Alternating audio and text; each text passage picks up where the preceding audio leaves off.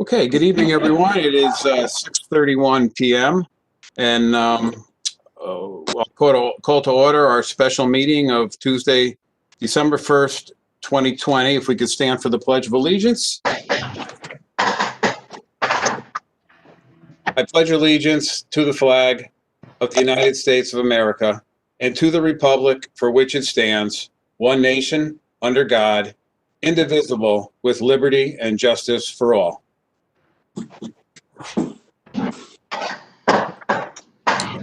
Hey, Stacy, if I could ask you to call the roll, please. Okay, Councilman Gary Donovan. Councilman Gary Donovan, at large, present. Councilwoman Colleen O'Connor. Councilwoman Colleen O'Connor, Council at Large, here. Councilwoman Bridget Hosky. Councilwoman Bridget Hosky, 1st District, present. Councilman William X. Conlon, I believe is absent. Councilwoman Elizabeth Johnston. Councilwoman Rose Johnston, 3rd District, present. And Councilman Mitchell Galagnano, I believe is absent. Councilwoman Robin Hamilton. Councilwoman Hamilton, present. Councilman Peter Mazzaro. Councilman Peter Mazzaro, 6th District, present. Councilwoman Trenae McGee. Councilwoman Trenae McGee, 7th District, present. Councilwoman Crystal Finelli. Councilwoman Crystal Finelli, 8th District, present. Councilman Robert Bruno. Councilman Robert Bruno, 9th District, present. And Councilman Barry Lee Cohen. Councilman Barry Lee Cohen, 10th District, present. And Chairman Ron Quagliani. Councilman Ron Quagliani, Council at Large, present. Thank you, Stacy. And also we have invited to tonight's meeting, we have Mayor Nancy Rossi with us. We have State Representative Dorinda Boer with us, State Representative Michael DeMassa with us also this evening. Charlie Ferraro. And we have State Representative Charlie Ferraro calling in. Thank you, Charlie. Stacy, if I could ask you to please read the call of the special meeting. Certainly. West Haven City Council notice of special meeting and agenda, Tuesday, December 1st, 2020. Location remote. In accordance with rule number 11 of the rules governing the actions of the City Council, Chairman Quagliani has called a special meeting of the West Haven City Council to be held at 6:30 p.m. on Tuesday, December 1st, 2020, via electronic means in accordance with Standing Rule number 30. The purpose of this special meeting is as follows. Discussion with the library consultant regarding the library study and aspects pertaining to the library operations. Thank you, Stacy. At this point, I'll turn it over to the City Council liaison, Councilwoman O'Connor. Thank you, Chairman. Today I'd like to introduce Rob Cullen and the time is 6:35. We are now starting the special meeting of the Library Study Group. I'd like to introduce Rob Cullen and Janet Nelson from Rethinking Libraries. Thank you, Colleen. Good evening, everyone. I want to thank you all for joining us tonight. I think this is one of the best turnouts, if not the best turnouts we've ever had from a city leaders group. Not just having the city council, but the mayor and the state reps as well. So congratulations on being a highly engaged community and community engaged leadership. So we appreciate your time tonight. So our focus tonight is the third of about 10 community staff, city leaders, library board sessions that we're hosting to gain as much input into this kind of combination library efficiency study, kind of library analysis. There's a strategic planning component of this as well that we're doing for the library. So these sessions are all really geared around discussion, hopefully as much between yourselves as they are and sharing with us as it is so much just us, talking to you. We really, the kind of the format for this, the kind of the discussion is going to be pretty similar most all the sessions. One of the things that we are doing different because of this COVID time and the Zoom kind of environment, when we have the general public sessions, we're honing those in. We've through the some of the initial surveying we've done, we kind of honed in on a few topic areas. So each of the public sessions will have kind of a specific topic of issues that we're trying to get at, things like equity, diversity, and inclusion, services to seniors, services to youth, and educational related things. So the sessions with the staff that we've already had, with the board, with the city leaders we had tonight, we're kind of taking a more general, kind of broad stroke approach. We're going to hit all of those issues, particularly anything that's critical to you think is critical to your city.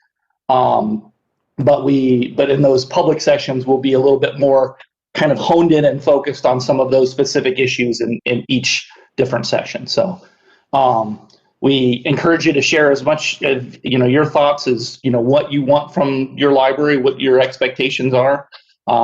We're here to ask the questions. We can certainly field questions on what things we're seeing. We work nationally with public libraries across the country, so we do have a broad perspective of what the clients we've worked with and other libraries that we see out there, what they're doing, and we're curious to just get as much input into this process as possible. So any questions that you have before we start? Okay, so let's share my screen here. Janet, while we're waiting for that, did I forget anything in the intro? You're muted. There you go. I can't hear you. All right, can you talk? Yeah, you're not coming through on audio, so okay. So, but Janet will be taking notes. So she'll be capturing not who says what per se, but just like general sentiment. I know this is being recorded, so there's a record anyway, but for our purposes and for the purposes of the process, what we do in all our sessions is capture general sentiments, not specifically who said what, but just the overall kind of discussion from the group. So, so we'll get started. So our process is very community focused. So when we're working with any library, whether it's a strategic plan, efficiency study, facility assessments, we're always starting with what's going on with the community first and foremost. It all is, the library needs to be a reflection of the community, so we're starting there. So I think particularly from a standpoint of city leadership and area leadership, what do we need to know specifically? What things about the city in general, what is it about West Haven that in particular are key things that need to be understood, need to be discussed as a part of this? What are the things that we need to make sure that we're aware of as we kind of dive into this process and helping to kind of assess the library for the community? What are the things that we really need to know and what needs to be a part of this process? Anyone want to kick off our discussion tonight? Yeah, and I don't know all everybody's names here, and I don't know if I have to unmute people or. There you go. Hi, I'm Rob. This is Barry Cohen. I'm a council person from the 10th District. How are you this evening? Good. Thank you for joining us, Barry, and starting us off tonight.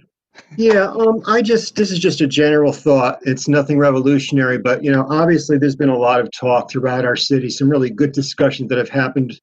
I guess over the last year, if you will, at least since I became a council person, regarding the importance of libraries and the locations of libraries and so forth. And whatever the study yields. But there, in my opinion anyway, there's been a very strong commitment being made, and I believe rightfully so, to Allentown to have some type of presence there in terms of library services and so forth. And of course, there's the main library, but I'd like to just speak because I think there might be misperceptions about the West Shore, and my particular constituency is West Shore, okay, that I share with two other council people. I can speak for my district. It's a very diverse district, and the perception of the West Shore is it's like, oh, that's like the best area of town, and they can get around and they're mobile. And I can speak for my district that on one end of my district, I have a very senior housing and a disabled population that has, trouble when I say, has certain transportation concerns that they have. And they've been able to differing degrees, maybe not as much as they should, that they've been able to take advantage of the Ora Mason Library, which is the closest, which I'll call the West Shore branch, if you will, for lack of any other word. And then if I go to the other end of my district, which is by Meadowbrook, we have a low-income area, highly populated low-income area. And again, I just, these two very diverse and important constituencies and quite large constituencies, I'm very concerned about that they are also considered within the 10th and on somewhat the West Shore and so forth in terms of having to go, having that branch on the West Shore, having a presence or a mobility or a transportation facet, or to make it easy, no matter what is decided, if it's going to be at the end of the day 3 branches or 2 branches or 1 branches, and economics runs into this. I just don't want that to get lost, that West Shore needs accommodations of some sort to ensure that our populations, which are very diverse and extremely in need of library services, and I'm talking about not just the library services, but the digital services they offer, as well as some of the recreational services they offer, as well as some of the young adult toddler services that are currently offered, that can be continued for them.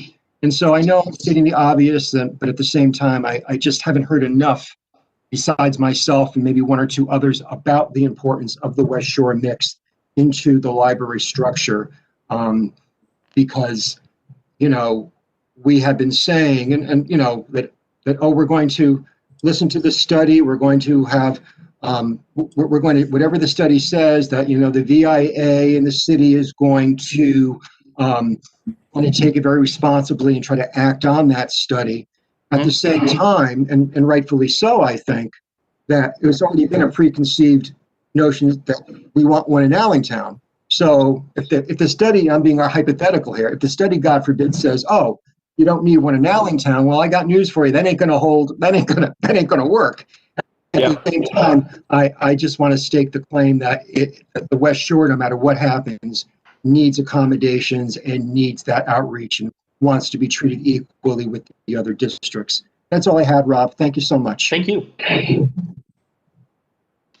Who else would like to share some bigger thoughts there? Yes. You're just listed as user, so I'm sorry, I don't know your name. Good evening, Ryan. My name is Councilman Peter Massaro. Okay. I'm in the Allentown district, and the library had no problems as far as staying in Allentown. For some reason, they just picked up and left. My main concern about the library gets so much money a year. The library also is supposed to have fundraisers on themselves to bring funds to raise money. My pet peeve about this is that they don't work within their means. Okay. They overspend their budget, and they got to work within their means of the amount of money that we have. They're constantly looking and knocking on our door for more money, more money, more money, more money. And their attitude is that if they're going to have a library in Allentown, all well, good, but they want the city to pick up the tab for the electricity. They want the city to pick up the tab for the rent. They want the city to pick up the tab for the maintenance of the building. Let's be serious here. Here's a city that was broke for the last 4 years. We're trying to get out of this MARB situation. Right. Can't keep giving, can't keep giving. They got to wake up a little bit and get their people to start making up their own funds too. We give them so much money a year, they got to work within their means of their income. They cannot overspend. And perfectly, I think there's a lot of mismanagement going on in there, and that's my opinion on the library. That's all I have to say tonight. Okay. Thank you, Peter. Bridget. There you go. Now we can hear you. I wasn't sure if we were raising our hands. So I just want to are we telling you what makes us great? Is that the topic? Because I'm a little confused. Well, so the question I think at hand was the bigger issues facing the community. Not so much focused on the library itself. I mean, obviously, usually people go into that as they talk about this conversation. I think, the question where we really want to start is more of like, what's going on in West Haven in general? Like, what are the factors? Pull the library back for a minute. Like, what are the factors Peter was talking about budget issues, right? Okay, I just wanted to make sure what the initial question was. Yep. So this is my take. Yep. We are a very diverse population. We go from being what people might consider well off to people who might be, having financial difficulties. We go from, single parent homes to families who have, two parents, grandparents, we are a melting pot of society. Absolutely. I think that we are struggling with finances, which is obvious because we are involved in the MARB. I think we have gone decades with not, as Miss Councilman Massaro was saying, as far as we spend on credit and not do within our means. So there's historically changing that pattern. I think the library has to think more about the future and how things are changing, digitally, and how people are staying connected, and how they're going to fund that and how they're going to stay relevant. I think the biggest thing is, you're going to get an argument. I'm in the center district. We have the main library branch. I think it's vital, but I think that when it all is said and done, that we have to look at the communities to where our branches are in and what services need to come out of those branches to service the residents in those areas. And I don't know that they do a good job. They could do a great job. There might be opportunities, but I think that they need help. Like, we need help. We need somebody to come in and shake the tree and see, what happens, what falls, what we need to keep up, and what we need to do away with. I think there really needs to be, you're the expert. And I think that you need to kind of tell us and, where you see we can make improvements. So I'm very open to that idea. I don't, everybody wants a branch in their segment of town, maybe they need to come out of the schools. Maybe we need to have, I just think that you're here at the right time, coming out of this pandemic and that all the changes that we see going on, that it's going to be vital. So that's all I got to say about that. All right. Thank you. Appreciate it. What else do we need to know? Anyone else want to share some thoughts on the city itself? Yeah. Trinae, did I get that right? Yes. Yes. Okay. Trinae. One of the things that I think is really great about our city and really unique is that there's a large population of youth, and more so than I would say between the ages of like 25 and 35. That's the age group that they're moving out of the city, or they've gone West Haven and they've gone to college and they're not returning.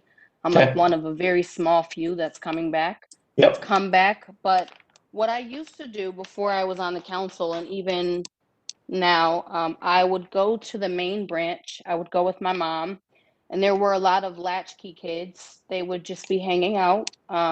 We would talk to them about life skills and all sorts of things, and pass out snacks, of course, within library, what they allowed. And one thing that I wish that there was, and I think that we can really improve, is youth programming. A lot of libraries do offer services for youth, and especially kids who may not want to go home and be home by themselves while their parents work.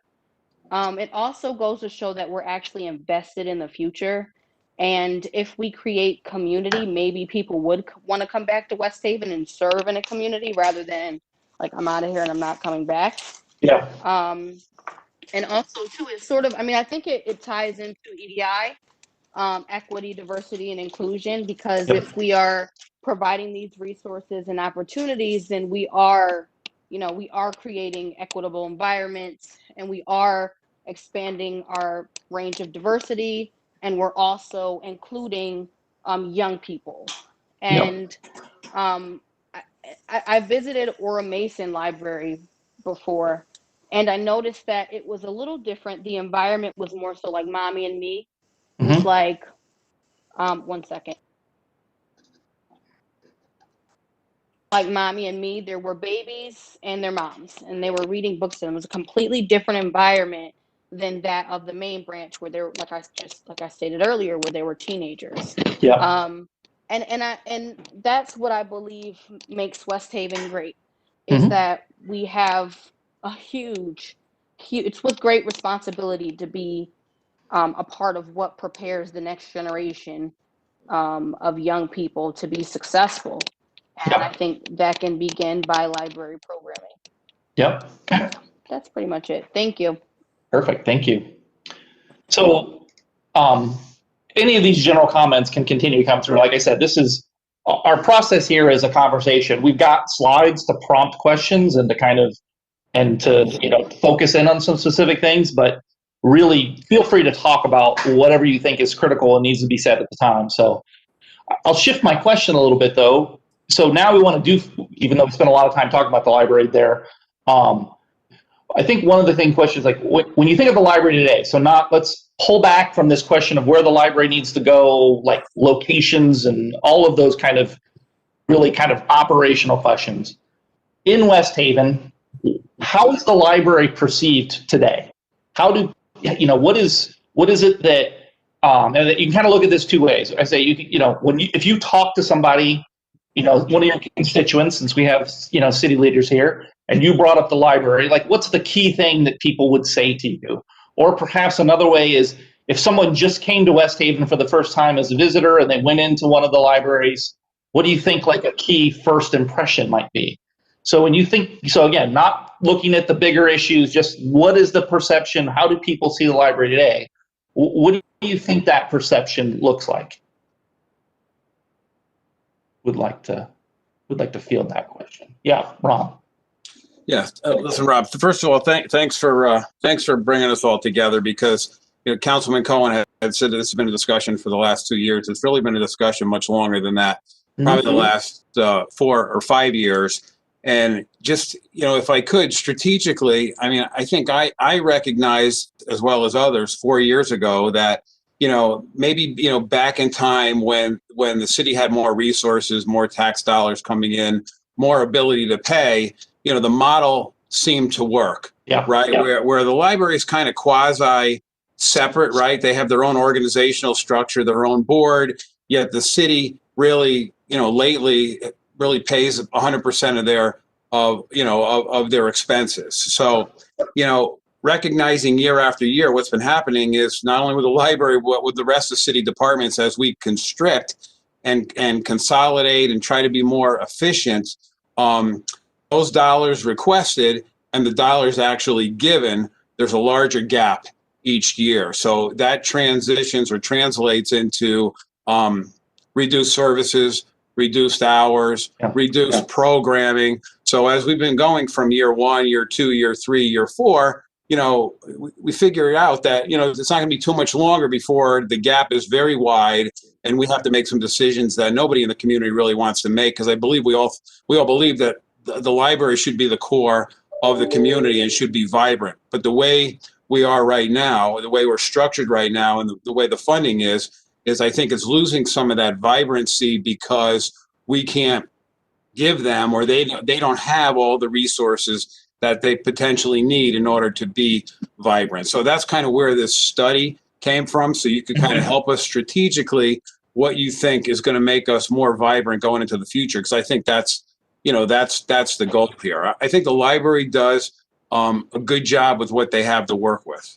I think what's we struggled is that the only thing they have to work with, at least lately, financially and expense wise, is the city to pay the expenses. And I think we need to find some type of a hybrid model where it's not just totally dependent on taxpayer dollars. Okay. It's fair. Who else? Yeah. Barry, can you unmute yourself there?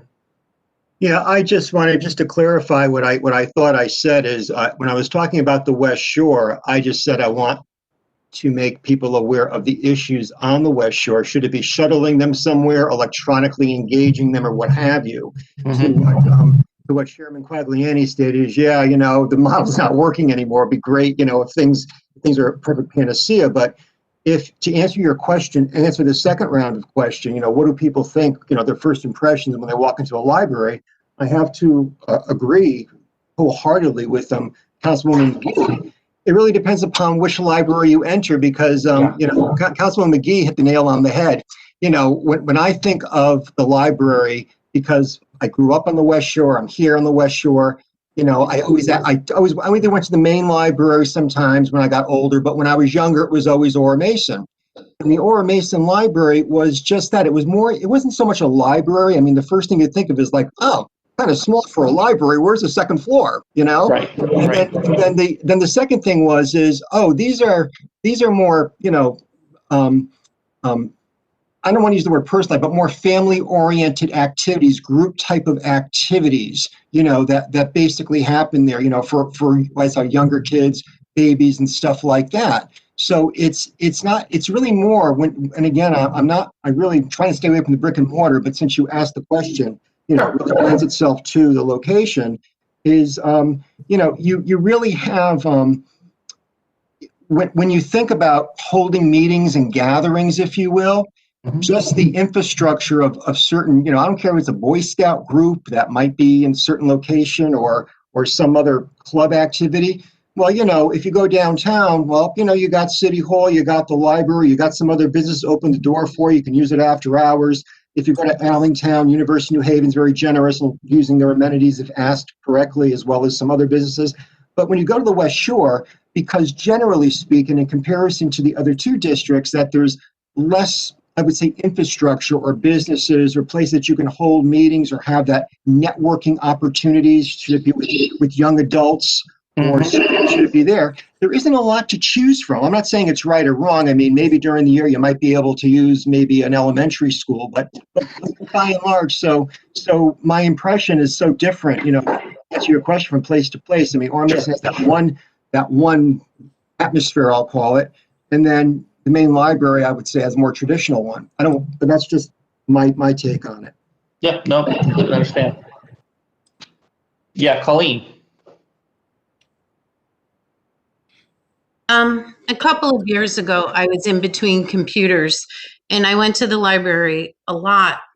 What I noticed, my first impression was there was one library very, very adept at helping everyone that was using the computers. She was helping people doing everything from something that some people may consider easy, like cut and paste, to helping people navigate Indeed, helping people look up things that they needed. My biggest concern right now, especially with COVID, is how many people are going to be out of work when this is all done and will be needing help to help navigate Indeed and Monster and all the other various job sites in writing a resume. This is something I've always considered our library very helpful with. And then on the fun side of it, then I had downloaded the list of the 100 best movies of all time. And they were helping me. I was going through the list, starting with 100. And even if our library did not have it, they were able to get it from one of the other various libraries. I mean, we need both the educational side and the fun side. And I was able to see both when I needed them. And I think that's still very important. Absolutely. Anyone else have a specific view on how the libraries proceed today they want to share? All right. So we've glanced. Come on, there we go. So we've glanced across this a little bit. We just, it's the thing that's on everybody's mind in terms of everything right now. So we just want to kind of unload this early on. Our focus, because this is a forward-looking project, right? And we're really looking at the library going forward. We're not as focused on like what's happening in the next 6 months. It's really more long term. So I think our big questions around COVID-19, the pandemic, and the library are like, what's what are going to be the long-term implications? How is the pandemic going to change long-term usage of the library? What are budget impacts in the long term look like? So I think that we're curious, and we're, this is part of our survey too. Some of the questions in the survey are asking these questions, like asking people to predict how they see their usage once the pandemic settles down, goes away, whatever that looks like, whenever that looks like. What are people thinking? Their behaviors? Will they go back to the way they were before? Will it be different?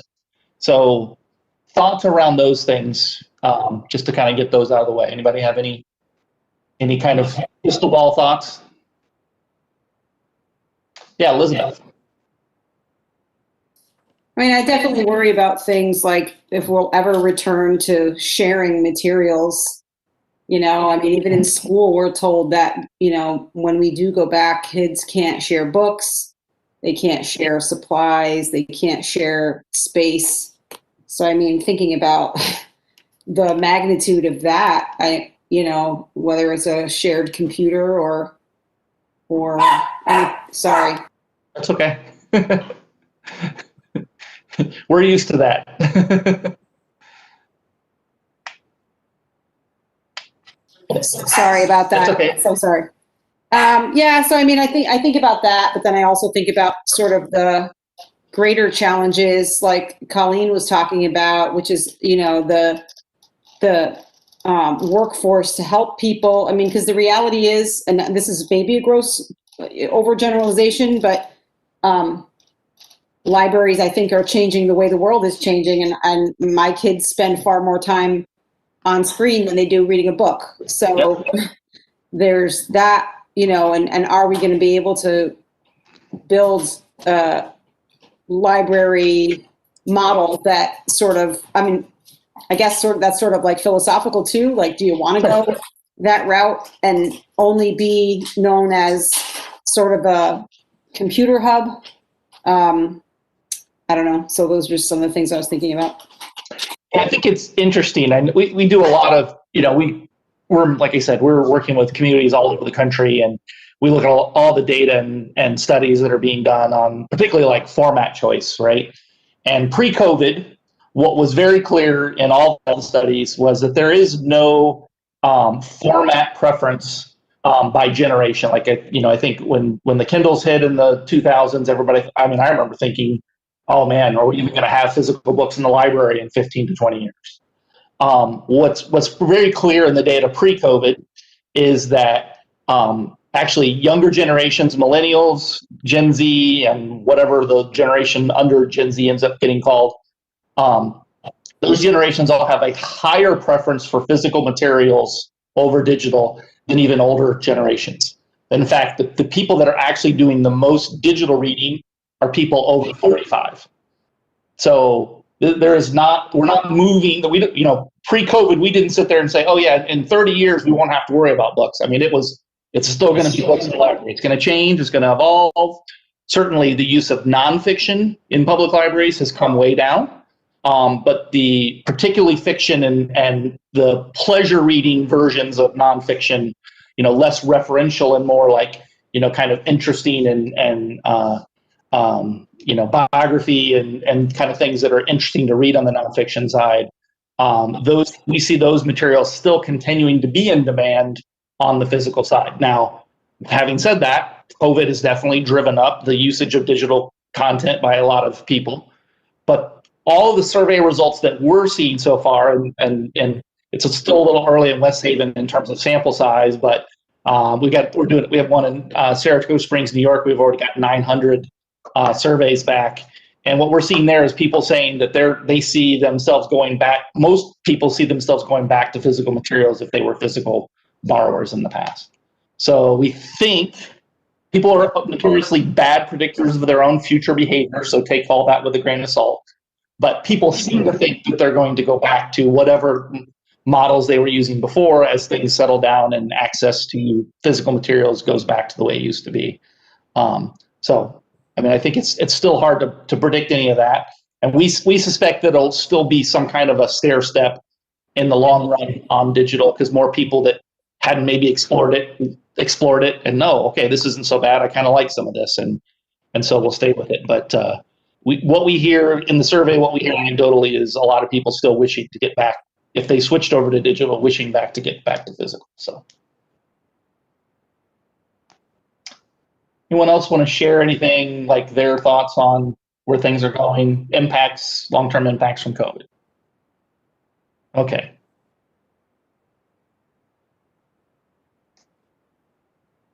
So some of you have hit this already in some of the comments that you've made, but I think, some of the things we're really, going to try to answer in this study is what are the real core concepts, right? I mean, if you've got a library and a community that's struggling with budget, you got to learn, we got to focus, right? We got to figure out where to focus.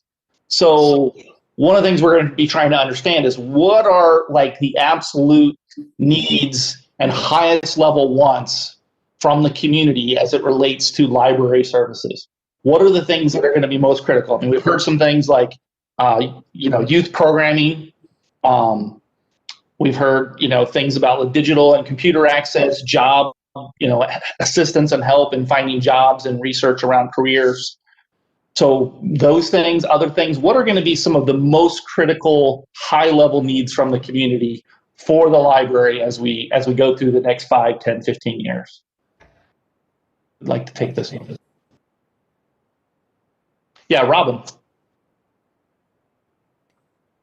I envision that libraries will change to like creative space where people could come and gather and, well, hopefully gather to create all ages, all things that we didn't even think about happening in those kind of spaces. I think that it'll probably be less books, though people like the feel of books, but people want to come and get together and, I don't know, just have an idea, be able to have a space to make those ideas come to life. Yep. I think one of the things we're hearing is that when people do really fully feel safe again, that having been separated from people and pulled away from people, that people are going to be desperate for more human contact than before. They're going to maybe appreciate that kind of, being in the presence of neighbors and new people more so than in the past. Again, hard to know if people are good at predicting their own behaviors in the future, but we're certainly hearing that. What else? What else is going to be a really core service or feature for libraries? Yeah, Barry. I think it really just to add on to what Councilwoman Hamilton said, this isn't new, but I just think it's foundational. I think, I know it sounds corny, but that human touch is very important. That human, granted, things are transforming digitally, and I think that will continue to grow. I think the term that Councilwoman Hamilton used, creative space, is really much broader and much more beneficial to libraries in the future. Should it be anywhere from, arts and crafts to whatever? I was really referring to something that I think needs to remain, that it was popular before the pandemic. It's something that is used, I think in all the libraries, that at least I know 2 of them, is just the reading room. Children like to be read to, not just children, but it's not even reading, it's the storytelling. Right. It's the storytelling, which doesn't necessarily have to be a book. And those have been, so popular. I know for myself, I haven't done it at the libraries, but as I know, one of the areas that is a resource, it is a much smaller resource, but in terms of that type of recreational creativity type of thing, is the West Haven Community House. I know that I've read their guest hosted, whatever you want to do, several times, and those things spark imaginations, sparks creativity, and I don't think it really makes a difference if it's what age. I mean, I'm biased because of the youth, but that really stems itself, through college and onwards. So that creativity room, or in my case, I'm really centric on reading or storytelling, is something I think is core to the libraries. Thanks. Yep. Yeah, today. I would love for there to be community partnerships and collaborations, whether it's with book authors who actually wrote books or collaborations with our school systems where we do readings of books from people within our community. I met a few going door to door. I met a few people who have written books and they actually, they sell them. And I think it'd be great to establish some form of community collaboration and partnership because going back to the creative space, bringing people in from the community to listen to one another, I think it's really effective. And also too, it like, I hate this analogy, but for lack of a better term, it like kills two birds with one stone. So you have someone from the community and others from the community engaging in, literary or creative things. And I love this studio at the bottom of the screen. A lot of times when I was in school, this was somewhere else, we used the library as a means to create those sorts of things, video production and because we didn't have the resources, but we would rent space in the library to do that. And I think even in that, it's establishing like a creative arts basis, which there are a lot of creatives in the city, but then also too, it gives them accessibility to equipment and certain things that they may not be able to afford. So that would be, great programs, whatever we can do to really collaborate and connect with others to bring people in. And then, not that it's about showing others, but there are a lot of talented, amazing residents in our city. And I think it reflects West Haven, the quality of talent that we have in our city. Yeah, prior to COVID, we really like to prefer them as creativity spaces more than maker spaces, although that can be one component of it. We're certainly one of the big trends in public libraries. In fact, we did a project early 2019 for New Britain, Connecticut, specifically just focused on like what their opportunities and what the community needs were around specifically creativity and maker spaces. So all of that's really on hold right now with the pandemic. So I think it'll be interesting to see how those libraries that had a heavy investment in that kind of restart the momentum of those things once the pandemic is passing or passed. But it was definitely something that was popular and well used in the libraries that were doing it well. Yeah. Yeah, Robert. So, Rob, thank you very much for coming out. Yeah. Appreciate you coming before us. I just, I got a couple questions for you. All these slides, the slides look good. And, we appreciate you explaining that. But I'd like to know, I want to know how we're going to get the best value for our dollars. That the city investing, moving forward. And as far as the people go, for the taxpayers, as far as providing the best service we could for the library, if you would, right? So I appreciate the slides, but moving forward, we're staring down a pandemic, as you're well aware of. Right. What is your plan moving the library forward? The way it's set up now. What are we planning on doing? What's going to be best for what our investment is in you guys, and what's best for the taxpayers moving forward? Can you tell us what you're thinking at this time? Well, so first of all, we're still early in the process, right? I know we kind of started this project back, but it got, it's been slow to go because of the pandemic. So we're in the phase of listening, looking.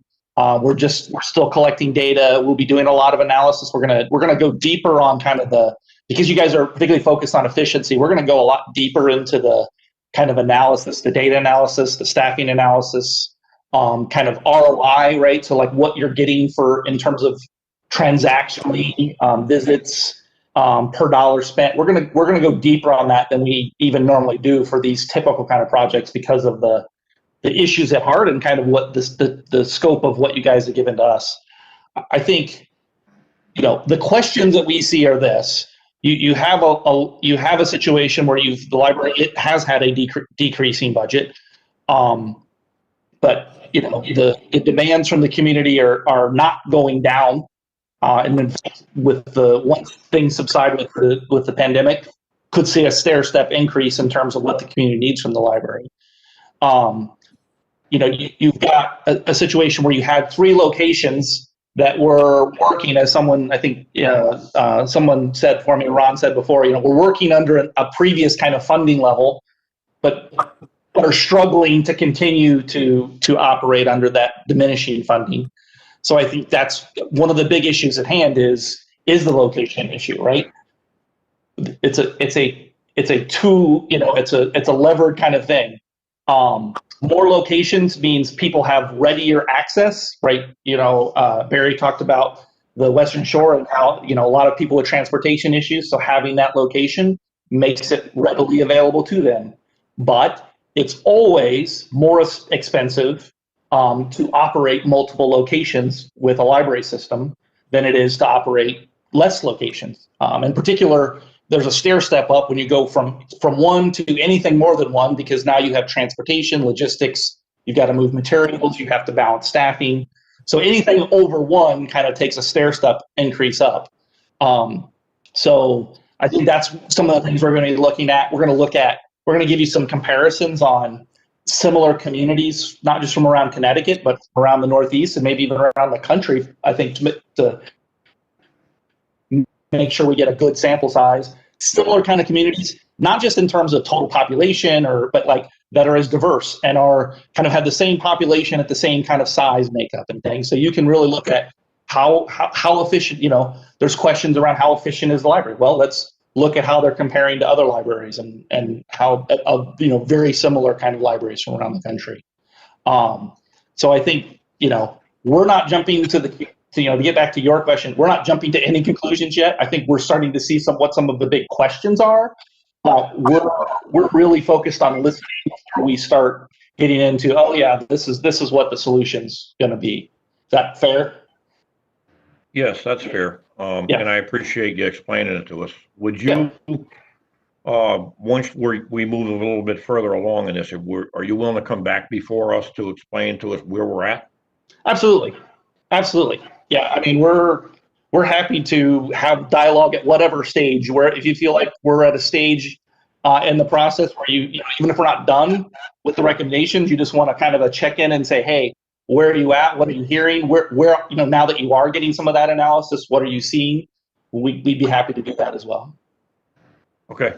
Thank you very much. Yep. Dorinda. All right, let me take myself off mute. Can you hear me? Yeah, okay. I always mute myself because of the dog as well. So I'm just curious if we have statistics that demonstrate what folks are using the library for, because for me, you know, it comes down to the core mission. So when I think of a library, I think of literacy and education and resources and community engagement, and how we fulfill that mission might look different going forward. But curious to know, you know, and then everything else falls into place. When you think about the mission and how we're delivering on that, then you get into accessibility and locations and financially. But right. I'm just curious if we already know what folks are using the library for. And, you know, COVID, it feels like we've been in COVID for 10 years, but really it's March. So it's less than a year ago that we should have data on, you know, demographics, income levels. What are they using? Is it more the children's library than the adult library? So that we can determine what strengths to build on and where our areas of, I don't want to say weakness, our areas of opportunity are, and go from there. So do we have any of that information? We do. I mean, we're still in the middle of gathering that. We will be doing a fuller, we've kind of taken a look at the high level demographics, but we'll be doing a deeper dive on the demographics. If you're familiar at all with psychographic segmentation analysis, which is where you really get into lifestyles, you know, so we'll be looking at that and developing that profile, not just for the community, but in terms of maps of where those kind of top, you know, 5 to 10 community segments are located within West Haven. We're definitely, all those usage things you're talking about, we're going to be looking at to really, and not just looking at them for West Haven, but looking at how they compare to similar communities around the region and around the country. So Yeah, I appreciate that. And I think we need to know that. Are people in West Haven using the library for the computers? Are they using it for community programs? Are they using it for space? I think that's important for us to know. Absolutely. How are we doing on time? We're just under an hour in. Okay. All right. So given that, so I'm going to skip a couple of slides here. And at this point, what we kind of want to understand is when you think about what the library is doing, we've kind of been talking in general, but what we really want to think about in this next conversation is how is the library serving some of these different age groups specifically? And so when we say serve, we're talking, programming, we're talking space, resources, how they're staffed to these different age levels. And so we kind of, just for conversational standpoint, we kind of focus on 4 different kind of age group buckets. So the youngest children, so 0 to 7. So we're talking pre-literacy through early literacy. And then kind of the older kids. So these are kids that are, now generally reading, kind of into the preteen, years. Teenagers, so definitely, middle school, high school, 13 to 18, sometimes into 19. And then adults and seniors. Obviously, seniors are part of adults, but sometimes have their own kind of specific needs. Trinae earlier said, that kind of specific segment around the 20-somethings to early 30s, that's kind of a segment that a lot of libraries have a hard time kind of reaching if they're not adults that have kids in that age. So those also kind of sometimes represent a special segment inside of the adults and seniors. So any of those age groups you want to pick out, how is the library doing? Are there gaps? Do you think, we've talked about youth services a couple times. So are those things working? Is that we need to raise the bar there on those elements? Are all these different groups getting appropriate and I don't know, equal? What does equal mean? Adequate kind of attention and service and space equity within the library. So feel free to pick out any one of these age groups and just kind of tell us what you think about, what the library is doing or needs to be doing as it relates to one of these age groups.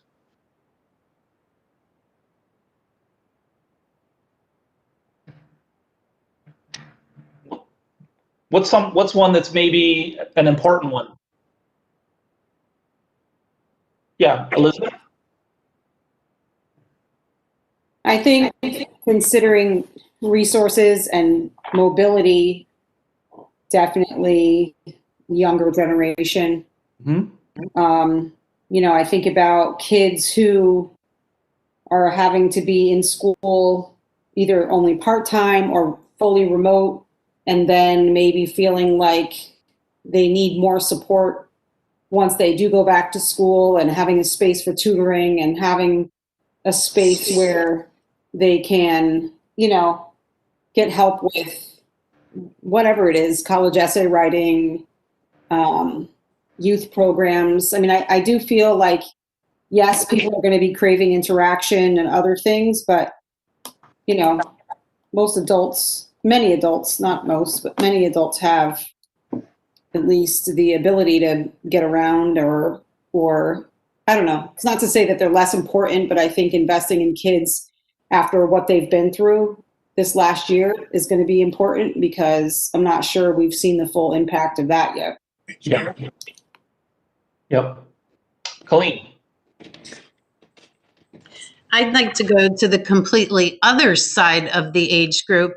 And I'm thinking of seniors that, even with vaccines and everything, are still going to be afraid to leave their houses. If we could utilize the bookmobile better, so that they could call and ask for books, or, if they have a computer at home and they want a book. So something that would be more door-to-door service for the older people, that even when this is all over, hopefully next May and June, like they're saying, they still may want to use that till the end of next year. Yeah. Yeah, Renee. At the main library branch, I think her name is Maria. She's over youth and teen services, or I think she's like a director or something. One thing they're doing well is that they're drawing young people. I know that I don't know if it's because they like the environment or they like the people. But I remember when I first walked in, one of the young people was like, "Talk to Maria. She'll help you with everything." So they love that space, and I was actually shocked to see so many of them gathering in the library. Yeah. But they weren't reading, back Right. to what you sort of said earlier. So that is something that they're doing really, really well. Okay. And like I said earlier, I think it is because it is like a babysitter spot, kind of. It is like that's almost like communal center that we sort of don't have for them. So that is a highlight to even the staff at the main library branches, that they are drawing young people, they're keeping them interested, and they're nice. Yeah. Yeah, and this is something we see frequently, particularly when a library is positioned within kind of easy walking or public transportation distance from the schools, the high schools and middle schools. You see, particularly in after school times, just the library being, having a lot of those young people in it. So it's definitely nationally an important role that libraries are playing, depending on where they're geographically positioned. I think one of the things we see nationally, and I don't know, we haven't had a chance to be in the building at any of the buildings in West Haven, but nationally, this age level 8 to 12 is actually kind of a place where libraries have fallen down a little bit. Not always programmatically, but just in terms of having a space. When we talk to these age groups and focus groups, a lot of times we'll hear them say, well, the children's room is too babyish and I'm not old enough to go in the teen area yet. So, we're seeing this as on a national level, sometimes an age group that's been left behind a little bit. Any other thoughts on any of the age groups, services, programs, opportunities? Something that you think they're doing great? Barry? Yeah, Barry. Well, I was going to make a comment, but then people that are much more knowledgeable than I am, because I am bald, bitter, and single, have probably the least knowledge here, than most of them are on the phone. So I'm going to retract a couple of things that I was going to say. Okay. But something came to mind. I just wanted to go back to the earlier subject matter. As I saw these pictures, and as Councilwoman McGee had noted, it was kind of funny because my eyes floated to the bottom of the screen too, with the shooting studio, the green screen and so forth. Yep. And I can tell you, in a past life, something that we've tried to do here in the city through private-public partnerships, should it be through parks or whatever, is to get more, I'll call it organizational, corporate involvements, university involvements, and at the same time to get it for my favorite four-letter word, for free, because we're under tight budgets. And I'll give you one example, and this is something that may or may not be possible, but when you think about our community here in West Haven, we really have some wonderful things to tap upon in terms of what I call mentoring the youth, and I mean youth being from year 0 through 18-year-old, depending upon the type of activity. If you think about UNH, I used to do this. I used to mentor them. I taught there for a little while, but I used to mentor them in my other job, where they would come in and I would hire their services. They would basically be an intern, if you will, to help me shoot videos and so forth. Yeah. So that's something where, these college students, excuse me, and they have a very high tech, very impressive studio. They do voiceover work, they do animation, and Paul, Mr. Falcone is there. I mean, they have a very well established and well recognized media department that somehow could maybe have a public-private partnership, if you will, with the city, just like they do Westfest and so forth. It's a way to engage. 2 words came out, when we talked, I think it was Representative Borer talked about engagement.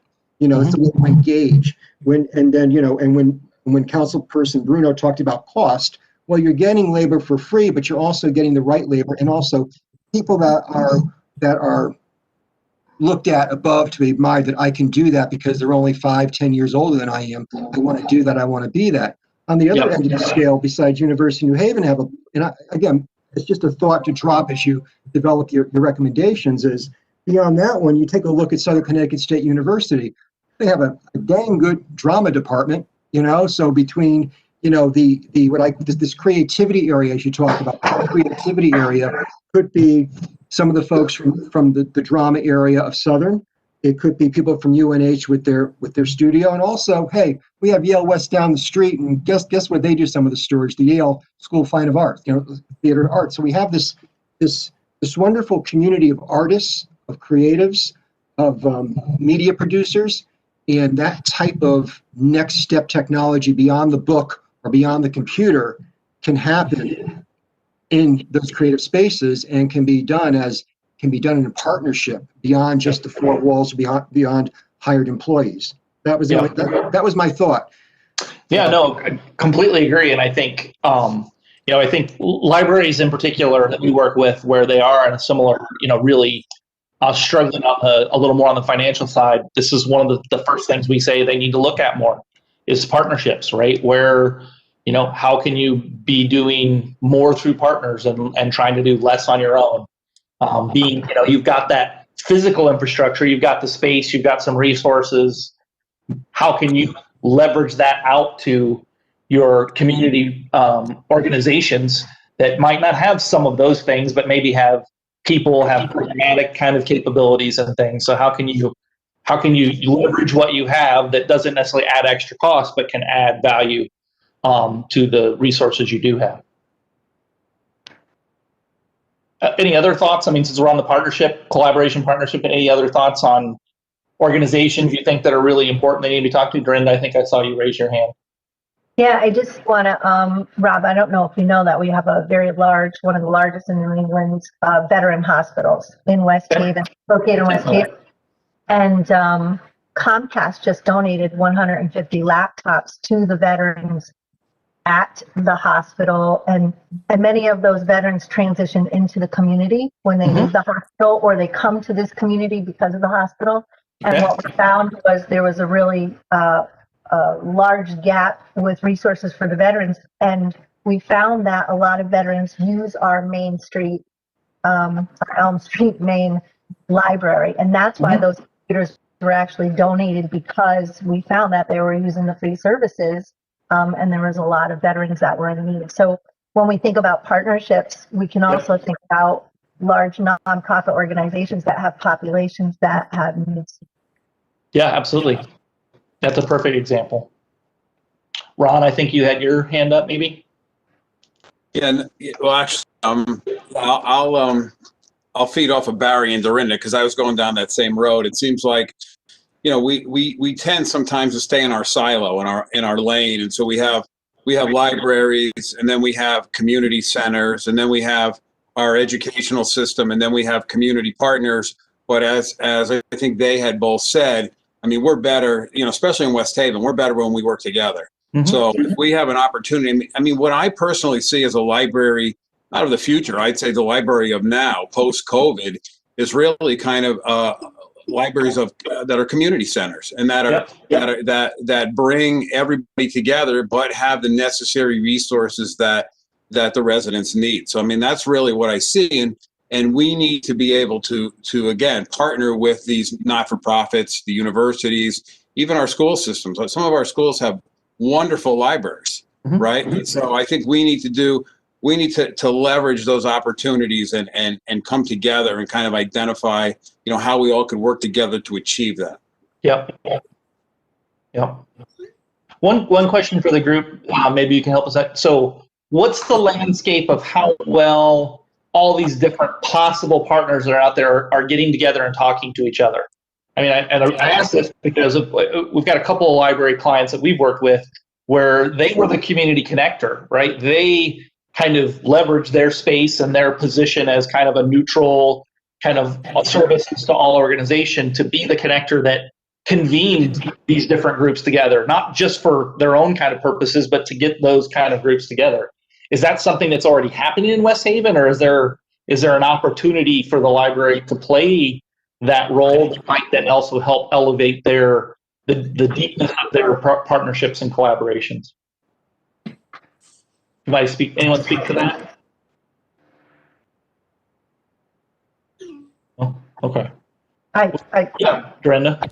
I don't think anybody else is doing that, if that's your question. I don't think anybody is like the nucleus in our community that's bringing collaborations together, unless I'm just not aware of it. But that would be a great role for the library. Yep.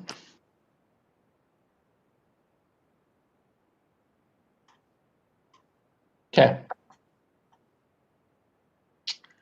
All right, let's see. We're down to 25 minutes. So just going to kind of hit a couple of different issues here in our time that we have left. We talked about this early on a little bit, and I think it's an issue that we've always integrated into our conversations. And I think what this year reminded us is we need to do more. We need to put this out more out front. We need to talk about equity, diversity, inclusion, you know, and I think West Haven's a great example because you have an extremely diverse community, not just racially, not just ethnically, but socioeconomically, age diversity. You've got diversity against kind of across all the different kind of axes that diversity can kind of be, you know, measured or looked at. So there's two questions I think particularly, and we're going to have one of our topics. I talked about the public sessions that we're having. This will be one of the topics that we're doing actual focus on as it relates to the community and the library is equity, diversity, inclusion. But I think one of the kind of the two in this more general conversation, our curiosity is, you know, what does the library need to be doing? What are they doing well, or what do they need to be doing better in terms of kind of internal things, right? So staff diversity and training and you know, kind of customer service that is you know, focused on equity, diversity, inclusion. You know, so what are those internal things? And then should the library in West Haven be playing some role more externally in terms of, you know, engaging dialogue in the community around these issues, programmatic, you know, kind of outreach in terms of discussion? Is that a role for the library in your community, or are there other, you know, organizations or places that are taking the lead there? The library just needs to be a player and not, you know, facilitate or whatever. Anyone want to jump into that topic?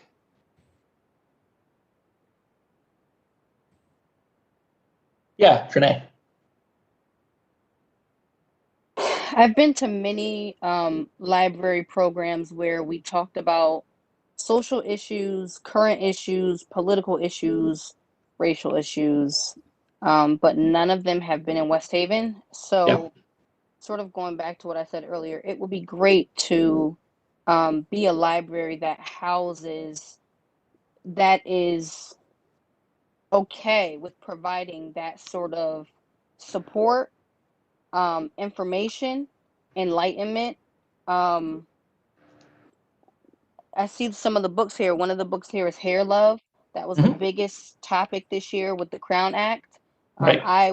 I attended a conversation at a library, but it wasn't my own. So I would love for our community to expand and grow in understanding that if we are to provide, you know, sort of like I said earlier, an equitable, diverse, inclusive environment, that would also be, you know, having events, bringing in speakers, and educating people, because the library is an educative resource, and that can also be about things that far extend beyond what's comfortable. And also too, because libraries are communal spaces, a lot of times I think libraries have an advantage in leveraging difficult conversations that can be benefited by everyone in the community. I think more people are comfortable going to a library than they would maybe another space having difficult conversations. And with collaborative efforts with our educational systems, when we have things like Black History Month or Latin Heritage Month or Asian Heritage Month or whatever, and not only being limited to a month, but when we have different heritage celebrations that are federally dedicated to people, our libraries can be places that house events, you know, and all sorts of conversations. I really appreciate this slide a lot, because it does go to show that this work is necessary, it's important, and also too that people are thinking about how they can be a part of creating environments for Black, Brown, and Indigenous people of color. Mhm. And you know, as a council person, first and foremost, like, I'm Trinae, and a part of that identity is that I'm Black. So, that I think that's very, very important. And I'm really, like I said, and I'm going to say it again, but I'm really appreciative of this slide and the images and the books that you have listed here. Yeah. Yeah, I think we're really excited to have the conversation focused on this. I think in December, is that right, Janet? I think that's a December session. Yeah. So we're really eager to kind of dive into this conversation even more deeply as it relates to the community and the library, and how the library makes sure that it's taking the right approach to all these different things across all the different types of communities and people's backgrounds and socioeconomic levels and everything. So, anyone else want to weigh in? Let's see. I think Elizabeth, I saw your hand first, and then Dorinda after that. Just really quickly to your question about, is it the library's role to, take the charge with these kinds of conversations? I think it is, because, libraries, admirably so, have long been known as, the places where they'll highlight banned books, highlight books that have been controversial over the years. Library media specialists are experts on literature. So the library is a great place to, take the charge, or at least be the people with the resources when we do. I love that there's an anti-racist picture book for little kids on here. There's this common misconception that you can't teach young children about anti-racism, but there literally are board books. There are baby books about it. So they're, developmentally appropriate. But I see library media specialists as the people, the experts, able to guide us in those conversations and to point us to the resources that are developmentally appropriate for not only each developmental stage for children, but where people are, like meeting people where they are in the conversation, might require a different resource. So I think it's actually an important function of the library. Yeah. Okay. Thank you. Dorinda, did you have something still to add as well? Yeah, I just wanted to add on the diversity part that we also need to recognize that we have a lot of language barriers within our city. We have a lot of different populations that have challenges, and we want to make sure that we are advertising and marketing the library services in a way that everyone can understand and everyone can appreciate what the library has to offer, so that they can come and use it. Yep. I think it's important too on the diversity and particularly people who don't speak English as a first language are probably often coming from a country that doesn't even have a tradition of what a public library is, right? I mean, if you look at immigrants from Central and South America, even if they had libraries in their country, they were more than likely kind of exclusive to people that were in college or people of certain means, and they were not places where just the everyday citizen could just go in and borrow a book, right? That is not something that's prevalent in all parts of the world. So, just even helping those communities understand what the library can even offer them, because they probably, in many cases, don't know or don't have a full understanding of what's available there. All right, we got about 15 minutes here and a couple topics. So one of the biggest things we're seeing libraries across the country struggle with, and I'm curious how you see this in West Haven, is just awareness, right? So, I mean, we're talking marketing, yes, but I mean, just the awareness overall of what the library has, what they're doing, how engaged the community is with what the library is offering. How do you think we're going to be looking at effectiveness, right? So community awareness is a hard metric to kind of measure. So, anecdotally, how do you think how effective is the library in this regard? Are they reaching the community? Are people kind of tuned out? Yeah, Barry. Well, it's probably unfair of me to say this, but I'm going to be honest, if anything else. Please do. Yeah. You hear the most about the library whenever there's a concern with the budget. Because once you get the concern with the budget, then you get the riled up 20, 24 letters or whatever.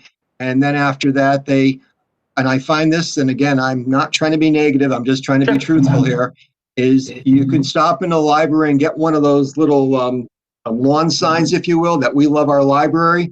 Yep. And I know from running my own campaign, well, they had $6.50 or $7 a shot to pay for those signs. Why aren't they basically doing something with buying? Maybe I'm old fashioned, but it's like, you're crying, you don't have resources, and then you're giving away or not even asking for donations for signs that you want people to put on the lawn to kind of protest the city, which is basically funding you for your library. It's almost like watching our money literally burn in front of us, So that's about the only, and I'm not being negative, it's the only major promotion. I'm sure there's other promotions, but maybe that's the one that's most prevalent, meaning from any editorial, in terms of advertisements. I mean, it's one of those things that I think we have to look at libraries or community centers as Ron Quagliani noted, these gathering centers, it's a fiber of our community. What is that investment? I mean, we expect a certain level of security and protection from our police and our fire and our emergency services. This over here is obviously, it's a less tangible, like they're not going to go and save your life, but they're going to stimulate your mind, I mean, so it's one of these things. It's a very delicate balance because, it's not so much how many brick and mortars you have, but how you're serving in your entire community. I do want to make one exception, just a little note on the prior subject. Sorry, the diversity slide. Yeah, absolutely. I agreed with everything that was said, but I do want to be careful. There was one bullet about training and hiring. I don't want this to be, we have to, this quota system, and I hate to be so rude about it, this quota system where it's like, okay, don't we have Equal Opportunity Employment Act? Don't we have a Disabilities Act? And those things are being respected, and I assume are now being used in the hiring process. At the same time, I think it's pretty understandable. We have to recruit better, yes. But I just, hey, listen, I don't walk around with black skin. I don't walk around with brown skin, but I do walk around with the last name of Cohen. Okay? Right. I do walk around with friends by the name of Steinberg. Okay? Right. You walk around with that. We have witnessed anti-Semitism. Okay? Sure. I have witnessed anti-Semitism in my young life. Okay? But at the same time, I'm not, you deal with it, you learn with it, and so forth. But that is part of that equity, diversity, inclusion. I'm not saying religion, but it goes beyond. It goes beyond Hispanics, Asians, blacks, browns. It goes beyond those people that don't feel they're being included, regardless of your skin color. Sure. Okay. And so I just think that we get very, very stuck on, and rightfully so, some of the things that are happening in our society today. But there's been a lot of other things that haven't been talked about. I'll give you a quick one, and I'll stop. Yeah. Just as a small example that probably no one really cares about because they don't think about it, but I do because I'm Jewish. Okay. Yep. We, for all the right reasons, because of COVID, we're not having our Christmas tree lighting ceremony. Things will still be lit up and so forth. Right. But there hasn't been a peep said about the lighting of the menorah on the green on December 9th. Now, granted, we probably won't do that either, but kind of seems like an oversight to me that we went right from Thanksgiving to Christmas lighting. And one of my most important holidays is on December 10th. Right. And granted, not many people come. You could have actually socially distanced. You usually get 5 or 10 people. I basically gave the prayer last year. But what I'm saying is those things need to be understood. Yeah, absolutely. And this is where a library could play the role, Right. And so I just don't want it to go unnoticed that that equity, diversity, and inclusion is more than just the present concerns and the rightful concerns that we have, but it extends beyond that. Because to me, I'm 58 years old, Right. and I still find that hurtful. Okay. Sure, absolutely. And So I think, that's all and I want to assure you, when we're talking equity, diversity, inclusion, we're talking about all of those things, right? We're not just talking color. And I think from the specifically to the staff training and hiring, from our perspective, what we see is, one of the things is we're looking at efficiency, right? Well, the libraries that do the best job of serving the community are usually a reflection. They look like the communities that they serve, right? And I think that's the thing I think that we're asking is, is the library doing the right things to make sure that the people that are serving the community are a reflection across all of the different things, right? Color of skin, ethnic, racial, religious, background, all of those things. Is the staff a good, reflection within reason of the community? Because you're going to have a better, more effective. We talked about the communities like English is a second language. The thing we see that is the most common in libraries that do a great job of serving those communities are they have somebody on staff where English was their second language, right? And they're plugged into those communities and they understand like where those people are coming from, and they have an easy time developing those personal relationships with those users. So I think all I just wanted to bring to the front here is, yes, everything you said, I didn't see it on your slide. I just want to make sure inclusion means inclusion, but not the exclusion of other things. Absolutely. Because I'm looking at the role of the library, and guess what? One of the most creative things that you can do for a kid is to read and act out Dr. Seuss. Okay, maybe that's not really a hot topic or a famous topic, but there's learning lessons for children and adults of any color spectrum, any religious spectrum. Okay, and so we do a lot right in this community. We don't throw out the baby with the bathwater in this community. At the same time, we shouldn't ignore those deficiencies of a lack of diversity in some areas in our community. I just think that some voices are getting drowned out in our community. Okay. And I find that to be unfortunate and insulting. Okay. Yeah. Understood. Very understood. Thank you. Yep. Thank you. Colleen. I think the library does a very good job of advertising to their current audience. Yep. But I don't think they do a good, they need help in advertising to new people. I have the answer on how to do that. I'm hoping you do, but I think that's where if they got new people to come and use the library and see, it's kind of been the same people recycled over and over. Yep.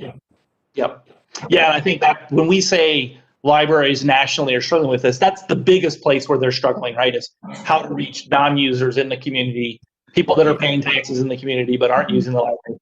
How do they reach them? How do they raise their awareness? That's where almost every library in the country, even some are doing it better than others, but almost everybody, I would say, is below where they need to be. All right, so we have 5 minutes left here. What have we not talked about that needs to be in this conversation? Bridget. Hi. So I'm gonna pull back. Okay. Yeah, please. So I'm just gonna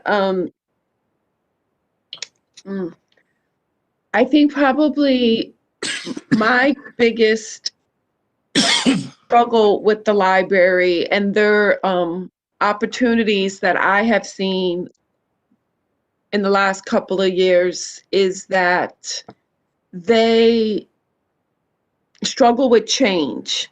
They definitely, in my opinion, this is, lots of people struggle with change. Yeah, right. But I have noticed that they're that things have worked for so long. They're used to doing what they're doing, and that is the right way to do it. Right. And it's not what they're doing is wrong. That is not ever what we're trying to say is that there are always opportunities to do things better and more efficient. Yeah. So in my role the last 3 years, I have found that it is very hard for them to grasp something new and to think that there is a different way. Yeah. So I would absolutely hate to go through this whole thing of doing this study and them not implementing any of the ideas. And that is my biggest fear. Yeah, absolutely. Well, So- just a little thing from our standpoint. So I got into libraries because I started a software company, and libraries ended up being our primary market. But when I sat down with new employees, one of the things I told them was, there's a few ways you can get fired here, but one of the ways is if you tell me this, we do it this way because we've always done it this way, you're gone. So that's embedded in our DNA. Is just that's not a valid reason to do anything, right? It has to be, the right reason to do it, not just history or tradition or whatever. So. And I think that one of the best ways to keep them vital is to bring in, and I'm not saying they don't do a good job of bringing in more people to the library, but I think that they don't advertise. One of the few things that Barry said in his last thing that I agree with is about you only hear about the library when they want to complain about the money they've gotten. So they'll reach out to the community and it's like they're at war with the city, which is not why you want to be in the paper. Right, right. So I think that that's really... We've noticed that as well. Right. So, we want them to, promote themselves more. We want, give reasons why, there's articles in The Voice. And I just think that it is the old way of doing things that, so that is my biggest worry. That is what I struggle with the most, is that we'll go through this and at the end, all we're going to have is a 40-page document that's now going to sit because they met the criteria to get the extra funding from us. Yeah. Not sure if anyone else was going to say it, but I was. Yeah, no, I think that's fair. So. Yeah. And our mission, one of the things that we take pride in is, we're library advocates equally with being community advocates, right? Our mission is always not just to get more library. Our mission is always to get the right kind of library, the right level of libraries that are relevant and right for the communities they serve. So, so hopefully that's, aligns with the mission that you want from us in this project is to truly come up with a set of recommendations and advice that is the right kind of approach to library for your community. Great. Thank you. Yep. Ron, yeah. Yeah, Rob, just to listen again, thank you. I know we're approaching that 8 o'clock hour, but as we wrap up, could you give us a little idea of the timeline so we know what your next steps are and when we actually can maybe have a review of your draft? Yeah. So we'll be finishing up the public sessions and the data analysis by the end of the year. So I think our last sessions, public sessions, are kind of mid to late December, and we'll be finishing the kind of data collection and getting into the more heavy analysis. So I think if you're looking for a time frame and maybe to reconvene, I think it's maybe mid to late January, and we would at least, I think with COVID. So in the past, let me step back a minute. So prior to COVID, usually we'd have this process. We go through all this data analysis, and then we actually would pull together not a recommendations list, but we would pull together a findings report, right? So not you need to do this, this, and this, but here's what we're seeing. Here's how the library compares. Here's the relevant issues. Here's what we heard from the community. Here's the demographics and where you're serving versus what the community looks like. And so kind of a fact book, right? A findings book. And then we would have kind of an all-day retreat, usually about 6 hours, where we kind of go through all that and go through a bunch of exercises to kind of suss out, okay, so it's not the consultants coming in here saying, you do this, but more of a facilitated, guided kind of walkthrough of saying, here's where the information that the data is pointing to. What we found is Zoom is not really a great format for that, so we're still playing with a little bit of how to do that. With some clients, we've still tried to kind of force fit that in, and it's not certainly been nearly as effective. With other clients, we've kind of just stepped back and said, well, let's go to kind of the more traditional model where we do all that analysis and then just come through. I think what we'd like to have is somewhere in between, where we maybe have that reconvene and talk about some of the things we're seeing, and then don't necessarily come with recommendations, but come maybe with some ideas and some possibilities, and kind of play a little bit of bounce back and forth with this group, with maybe, you know, some folks from the library involved as well, the board, and having some of that conversation of like, what do these different recommendations, what do these different directions look like? How feasible are they? And have that. I mean, does that make sense, do you think, for your process? I mean, ultimately it has to fit into your governance structure as well, right? I understand that. So we want to be, you know, sensitive to that as well. You know, I think that time frame is fine. I think it'll inform us, you know, before we get into that April, May, time frame. And I think a joint meeting of the council and the library board to go over this is appropriate. And doing it at a meeting like this where the community could be, you know, informed as well as what the findings are. Yeah. Okay. Perfect. Rob, would you just unshare your screen for me to see? I will absolutely love to unshare my screen. So I can see everybody, to see if anybody has any last minute questions here. Absolutely. Does anyone have any other questions for Rob before we adjourn? Seeing none, again, Rob, thank you very much for your time here tonight. And Janet, I think it was very informative. I think if the council agree that this was time well spent, and we look forward to your drafts coming in a few months. So that being said, is there a motion to adjourn? Councilwoman Hosky, Councilman Donovan, we're adjourned. Thank you all very much for attending this evening, and have a good night. Thank you, everyone. Appreciate your input.